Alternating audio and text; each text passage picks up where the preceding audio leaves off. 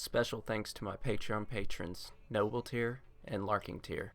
Hey guys, it's Michael and I'm back for another reaction video. Today we're finally back for MrBallen. I haven't reacted to him in a few days. It's probably been almost a week now, really. But I'm excited to get back into his videos. He's an amazing storyteller and I haven't had any kind of issues aside from like a little bit of copyright from him, but that's fine. It's his channel, he can do what he wants. But yeah, let's just get right into it, essentially. I have to start today's video with a disclaimer.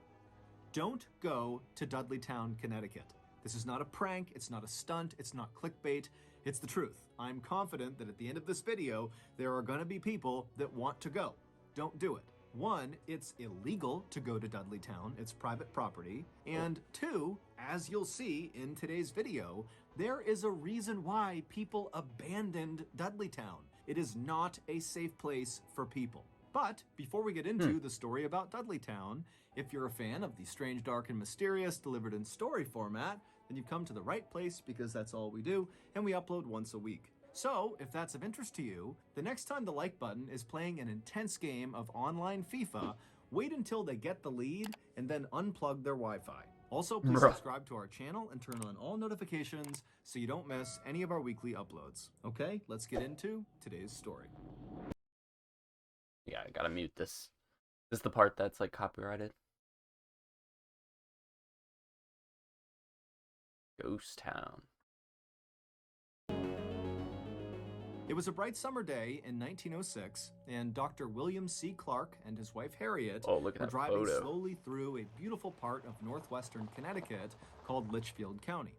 Litchfield is a rural, very hilly area with lots of winding country roads, and the Clarks were there to try to scout out an area to build their second home. The couple lived full-time in New York City, where Dr. Clark was an oncologist, which is a cancer doctor, and he was also a professor at the Columbia College of Physicians and Surgeons. And while the Clarks' lives were very exciting and fulfilling in the city, they were also very hectic and chaotic, and so the reason they had settled on Litchfield as the place to look for a location for their second home is because it was the total opposite of the city. It was quiet, it was peaceful, it was perfect. And so as this couple from New York City drove along these winding backcountry roads, they eventually reached this beautiful covered wooden bridge, and after they drove across it, they got this view up onto this mountainside off to their right, and high up on this mountain was this huge, shaded, beautiful forest. And they saw there was a road that appeared to kind of spider off and go into these woods.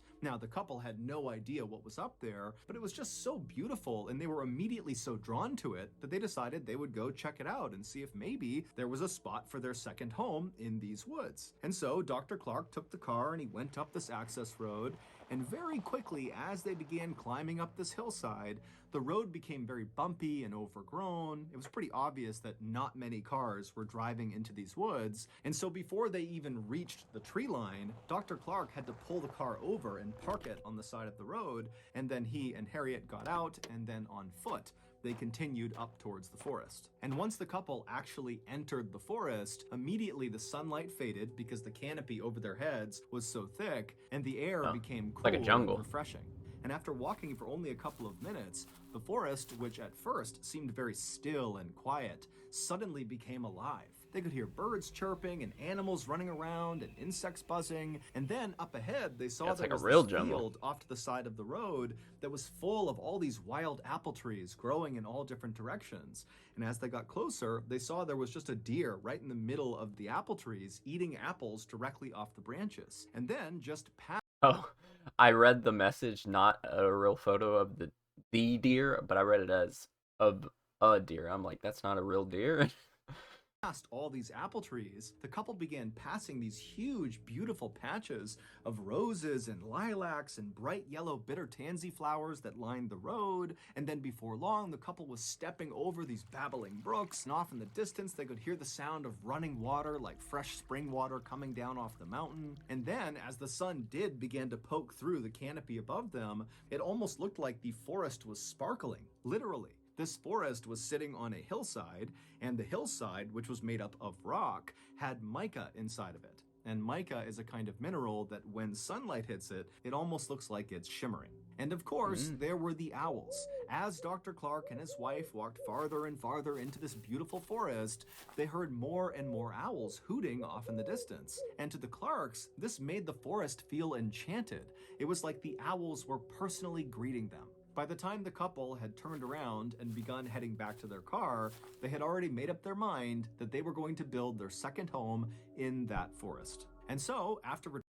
Okay, so what I don't understand is back in the day of like the 1900s, you could literally just go to a random part of the country and just settle down in a house. Is that just like a normal thing back then? That seems crazy nowadays because you can't do that now. You have to, like, no matter where you are, you have to buy the land most likely. Returning to their home in New York, they promptly put in the paperwork to purchase 1,000 acres inside of that Connecticut forest. Okay, so and they that did. forest had a name. Oh, it was okay. called Dark Entry, and it was named that because it looked like from the outside, the forest was basically dark all the time. There was shade cast on it from mountains nearby, and then also the canopy inside of Dark Entry is exceptionally thick. At one time, there actually had been a town inside of Dark Entry Forest. However, all the people who had lived in that town were now all gone. The only remnants of this town were a couple of crumbling stone walls and a couple of home foundations that were scattered about the Dark Entry Forest floor. The Clarks had seen some of these ruins as they walked along this overgrown path through the forest, but they weren't concerned. Instead, they felt like these ruins actually added some charm to the forest. After the land purchase was finalized, Dr. Clark began looking for local builders in Connecticut who could help him build this second home inside of Dark Entry Forest. But no matter how much money he offered these local Connecticut builders, they all said no. Now, none of them gave a straight answer to Dr. Clark about why they were turning him down, so Dr. Clark just kind of assumed that, hey, this project is not huge, it's just one house, and the forest is pretty isolated and hard to get to, and so he thought, probably these builders think it's not worth the effort. But Dr. Clark was not discouraged. He decided he would just build the house himself. After all, he was a very handy, competent guy who had grown up on a farm in New Jersey, and so he knew how to build things. And so, for the next several months, Dr. Clark would travel from New York City to Dark Entry Forest every weekend, and he would build this home. First, he cut down this massive swath of hemlock trees on this one flat patch of his land, and then with all this lumber he had cut down, he built his rustic two-story cabin on this flat part of his land. And then nearby on this hilltop, there was a freshwater spring at the top, and so he laid piping from the spring into his cabin so they could have fresh water. And then at the bottom of this nearby hill was this brook, and Dr. Clark loved just standing and watching this brook because inside of it were all these trout that would dart all around. And so Dr. Clark built a swimming pool with beautiful mossy embankments right up against this brook so he could sit there and watch the fish. By Thanksgiving of that year, the cabin was done, and so Dr. Clark and his wife Harriet, he built that fast. Stayed at the cabin to celebrate the holiday. And as they were sitting in their swimming pool, watching the trout and listening to the owls hoot off in the distance, they both agreed that this second home was like their little piece of heaven. So every summer from there on out, and every major holiday that they could manage it, the Clarks would travel to their home in Dark Entry Forest, and they would swim and hike and relax, and they'd watch the leaves on the mountainside turn from green to bright yellows and oranges and reds. It was perfect. That is, until 1918. That summer, the couple was in their second home in the forest, like 15 years later, when Dr. Clark was suddenly called back to New York to attend to a medical emergency. Harriet was very upset at the prospect of suddenly being left alone in this cabin in the middle of the forest by herself for who knows how many days. And so when she dropped her husband off at the nearby train platform, she made him promise that he would come back soon, and he said he would. And then Dr. Clark got on the train, it took off, and Harriet just stood there with her arms crossed, watching it as it chugged along off into the distance. From his comfortable seat on that train, Dr. Clark had no idea that his wife was about to endure a nightmare while he was gone. Oh no. We've all been there. Your guests are on their way over to your house for your big New Year's Eve party, and right as they pull into your driveway... I assume this is a sponsor. I'll leave it all in the description below if you know, y'all want to check it out. You realize you've overnogged your smoked chicken gallbladder eggnog. And so with minutes to spare, you leap out of the window, shattering the glass and cutting yourself up badly. And then you jog up to Canada and dive into Baffin Bay. And you jump on top of a narwhal. And after some intense underwater hand to flipper combat, you take its horn off its head and you beat it to death. You take its horn, and then you swim back to land, and you jog back to your house, and you leap in through a different window, shattering the glass. And then after you stand up, you make your way into the kitchen, and you whip up a quick narwhal horn iced soup right as your guests are walking through the front door. Crisis averted, right? Wrong. Smoked chicken gallbladder eggnog and narwhal horn iced soup are both just gross. So your party was doomed either way. But you know what isn't gross? HelloFresh. HelloFresh is America's that was such a weird way to delivers actually good tasting food right to your doorstep. With over 35 recipes available every week, there is something to please everyone. Choose from family-friendly, fit and wholesome, even veggie. Plus, you can easily customize your meals or sides, upgrading your proteins, or even adding a protein to your veggie meal. And if you're going to be traveling this New Year's, HelloFresh can accommodate your schedule. You can change your preferences, delivery day, and your address in just a few clicks. So, if you're ready to stop garnishing your holiday parties with trash food and drink, then sign up for HelloFresh today. To do that, go to HelloFresh.com and use code MrBallen21 for 21 free meals and free shipping. Again, go to HelloFresh.com and use code MrBallen21 for 21 free meals and free shipping. Okay, back to the story. Yeah, I'll leave it all in the description so you can check it out. When the Clarks bought their 1,000 acres in the Dark Entry Forest, they did virtually no research on the forest or the surrounding area. If they had, they very likely would not have purchased that land. You see, the town that used to be inside of the Dark Entry Forest, that was now just ruins that the Clarks saw when they first walked around inside of the forest, was abandoned for a very specific reason. It was cursed. At least that's what the locals say. And in fact, that's not what that I was was the reason expecting. why no builders in the area were willing to go with Dr. Clark into the forest to go build his house, because they were too scared to go anywhere near the ruins of this cursed town. This town, which was known as Dudleytown, was first settled sometime in the 1740s. At first, it was just a couple of people and a couple of small structures, but pretty quickly, 30 families had moved in, and it was a thriving little town. But as the 1700s came to a close, terrible things began to happen to residents of this town. First, there was the Carter family.